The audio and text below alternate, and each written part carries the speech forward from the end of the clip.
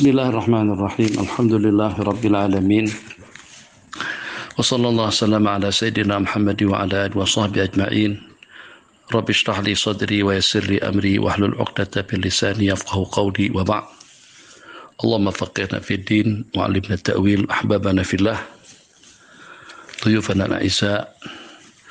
Setelah kita dengari ulasan daripada Ustaz Zul, di mana dengan beberapa hadis yang disebutkan tadi itu hadis yang berkenaan dengan wabah taun, yang berkenaan dengan laki-laki yang terkena penyakit kusta, dan juga hadis yang berkenaan dengan memerit atau dengan binatang ternak yang sakit itu jangan dikumpulkan dengan binatang-binatang yang sehat.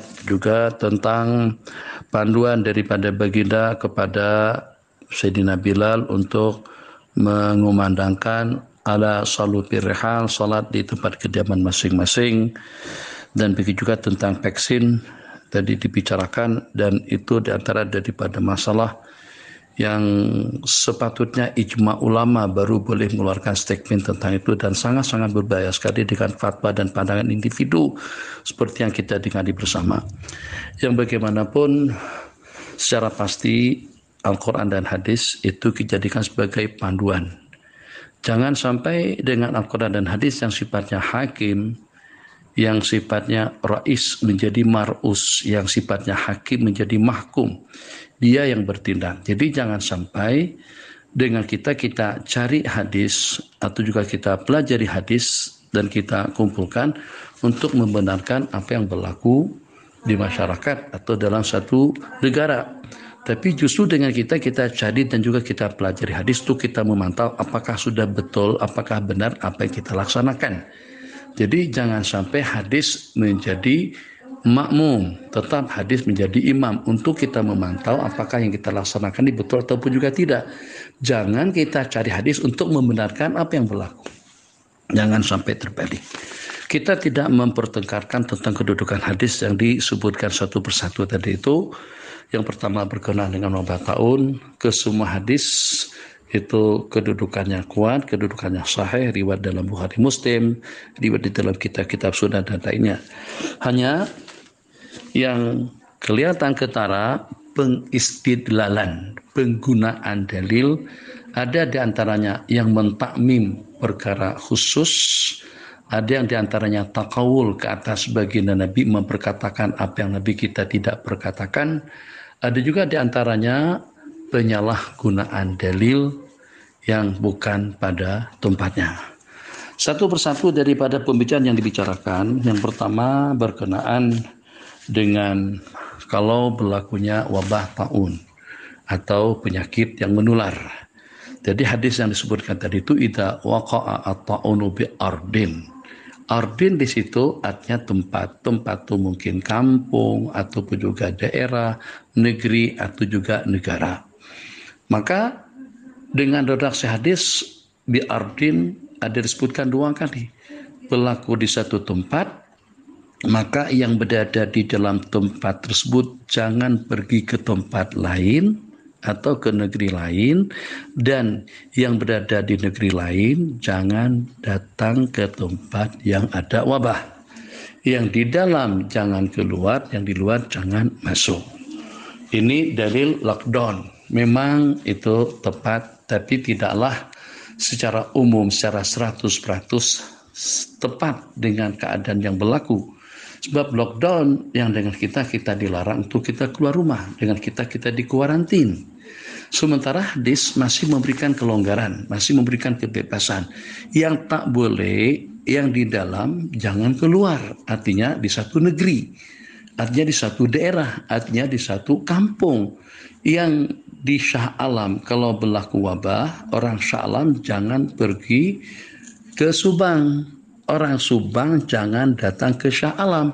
Sementara masing-masing yang berada di Subang dan juga yang berada di Shah Alam masih diberikan kebebasan untuk mereka berkeliaran atau juga untuk beraktiviti. Baik di tempat yang tidak ada wabah, bebas dengan mereka untuk beraktiviti, atau juga di tempat yang di sana ada wabah, juga dibebaskan kepada mereka asalkan mereka jangan keluar. Kalau dengan lockdown itu lebih ketat lagi daripada itu. Jadi yang Nabi kita ajarkan masih memberikan kelonggaran atau masih ada longgarnya. Jadi itu istidlal secara takmim, secara berlebihan itu juga tidak tepat. Berkenaan dengan jarak sosial, jadi situ tadi disebutkan dalilnya la yuridana mumrid ala mushin atau ala musih. Maksudnya jangan sampai binatang ternak yang sakit itu kita campur barukan dengan binatang-binatang yang sehat. Perhatikan. Jadi di sini kita jadikan dalil untuk jarak sosial. Memang ada benarnya, tapi juga tidak secara 100%. Kenapa? Sebab di sini ada mumrid, memang ada yang sakit. Memang ada yang sakit.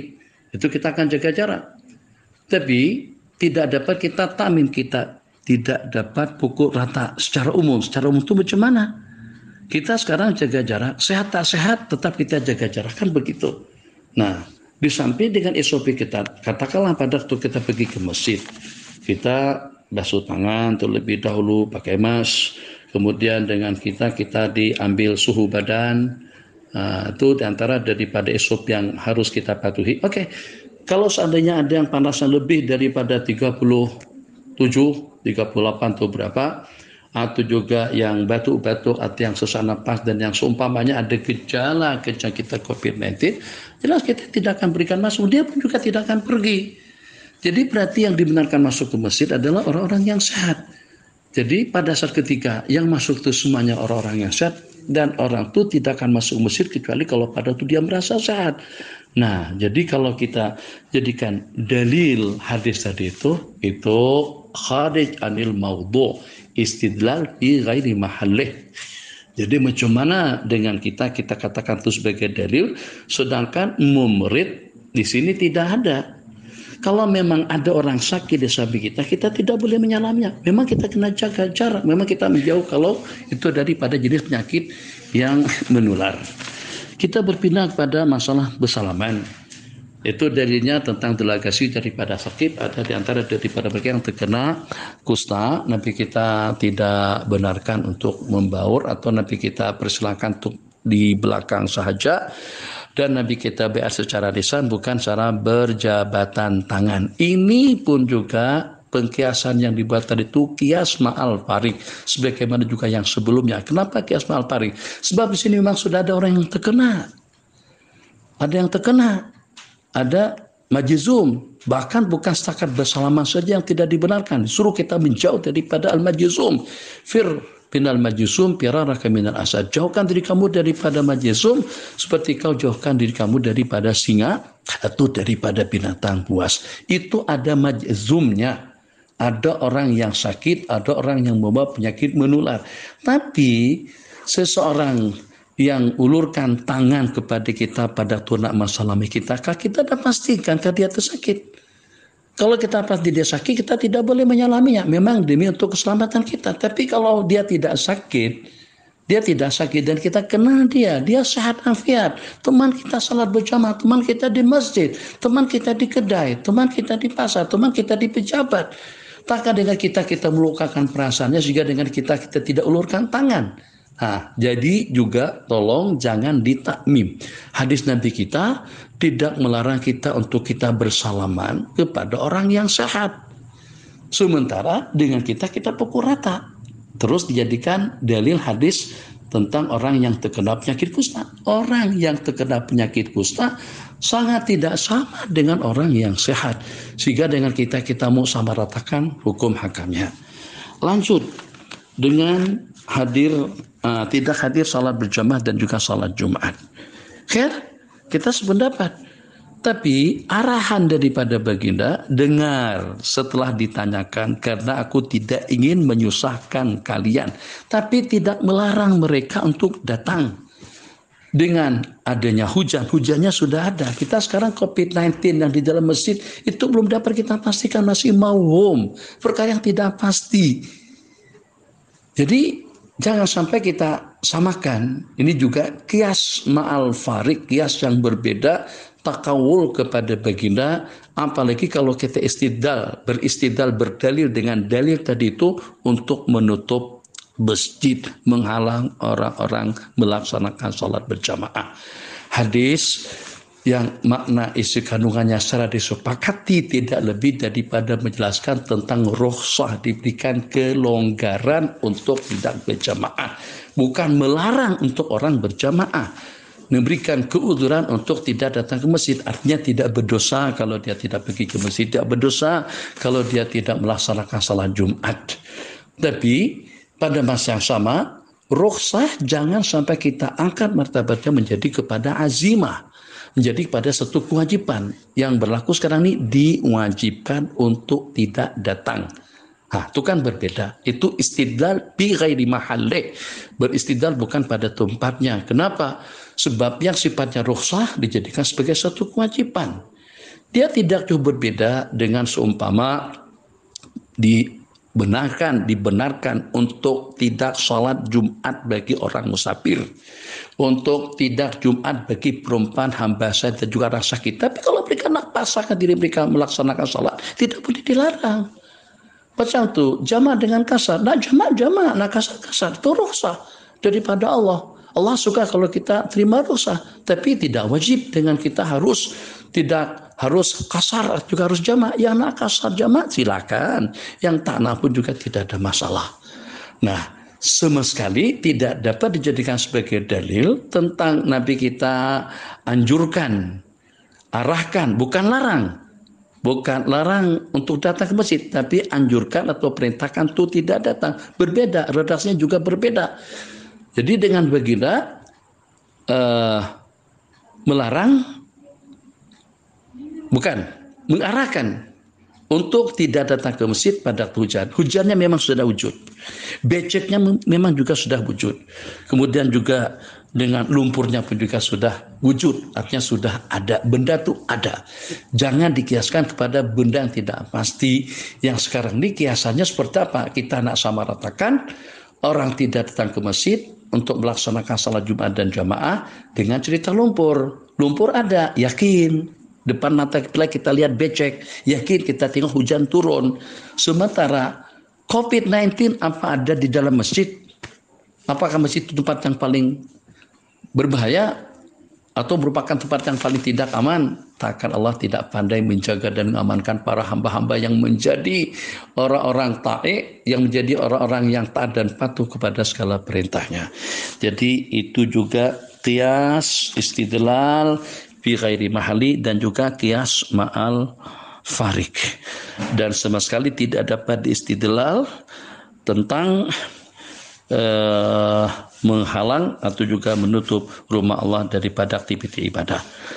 Penggunaan sanitizer silakan.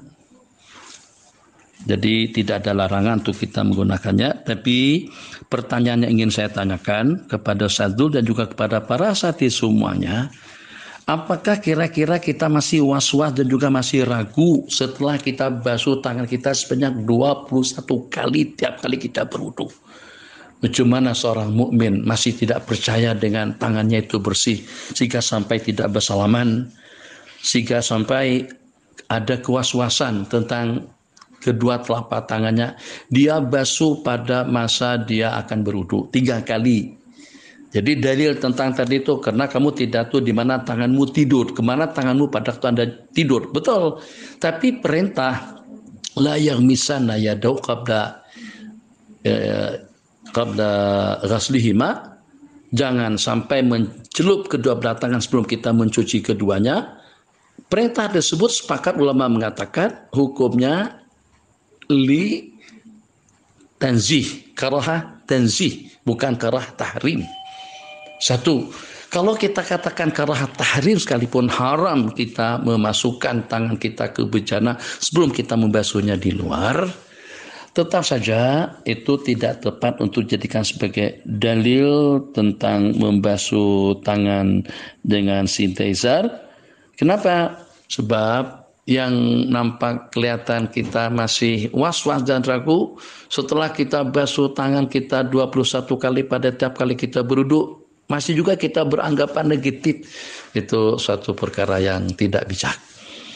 Jadi basuh 3 kali sebelum kita berkumur-kumur, masa kumur-kumur dan masukkan air ke hidung, ini juga isyarat kesan COVID-19 itu yang pertama dia akan menjangkit ke tekak dan juga ke hidung. Ini sudah teratasi dengan berkumur-kumur dan juga dengan beristinsyak.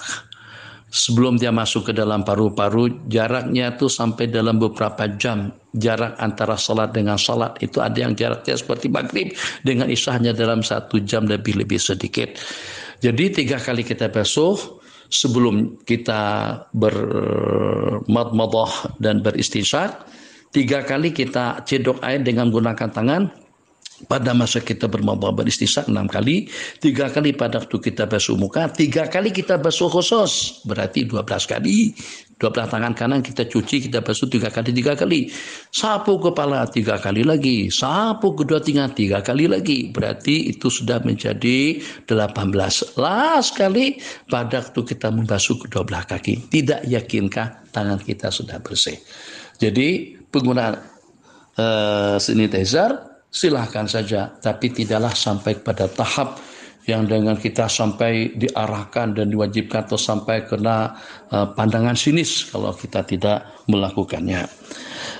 Berkenaan dengan vaksin, ini saya rasa di antara daripada statement Ustadz Zul yang paling parah dan membahayakan.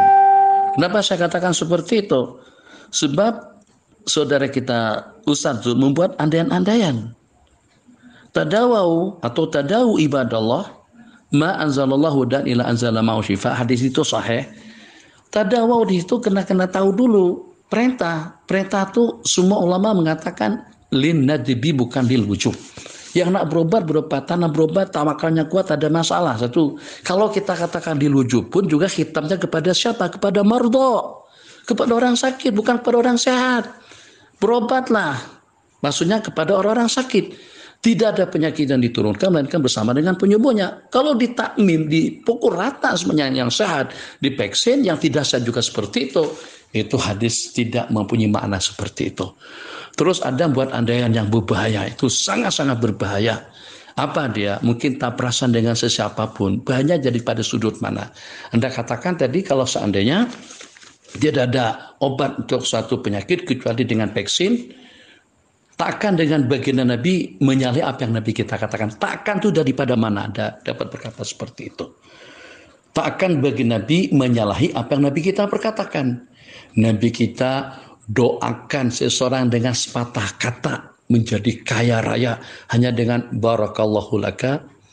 Nabi kita dengan usapan telapak tangan beliau yang botak rambutnya tumbuh, yang sakit jadi sehat, jin keluar hanya dengan perkataan mauman ana ukhruj adu wallah ana rasulullah, keluar jin daripada tubuh.